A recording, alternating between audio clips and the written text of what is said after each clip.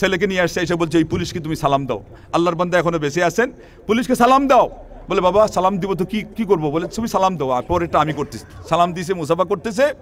এরপর বলতেছে এই সেই সন্তান যেটার জন্য তুমি আমাকে দোয়া করেছিলা, দোয়া করতে বলেছিলে। আর ছেলেকে বলছে বাবা তুমি তো ধ্বংস হয়ে যেতা, এই পুলিশ আমাকে দোয়া শেখানোর কারণে তুমি আজকে বেঁচে আসো।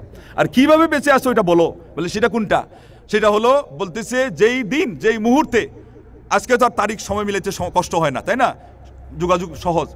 বলছে যেই মুহূর্তে আপনি দোয়া শিখিয়েছিলেন আর আমার বাবা বলেছে আল্লাহ মাহদি ওয়ালাদি, সেই মুহূর্তে আমি মদের আড্ডাখানায় এই মদের গ্লাস নিয়ে যত ধরনের অন্যায়ের যত সরঞ্জামাদি আছে এগুলো নিয়ে পড়াছিলাম, টাল হয়ে হঠাৎ করে আমার হুঁশ ফিরছে, আমি উঠে ওযু করছি, আমি উঠে নামাজ শুরু করছি, সালাত শুরু করেছি, এরপরে আমার রবের সাথে আমার সংলাপ হয়েছে, এরপর থেকে আজ পর্যন্ত আমি সিরাতে মুস্তাকিমের উপরে আসি, আমি ইস্তেকামতের উপরে আসি। পুলিশ ভাই তুমি আমার বাবার কি উপকার করলে আর আমার কি উপকার করলে, আমি আমার বাপ মিলে তোমার শুকরিয়া আদায় করে শেষ করতে পারবো না। এটাই বলছি জাযাকাল্লাহু আন্নি ওয়া আন ওয়ালিদি খায়রা, আল্লাহ আমার পক্ষ থেকে আমার পিতার পক্ষ থেকে তোমাকে উত্তম বদলা দান করুন। এই হলো সৌদি পুলিশের জ্ঞানের দৌড়।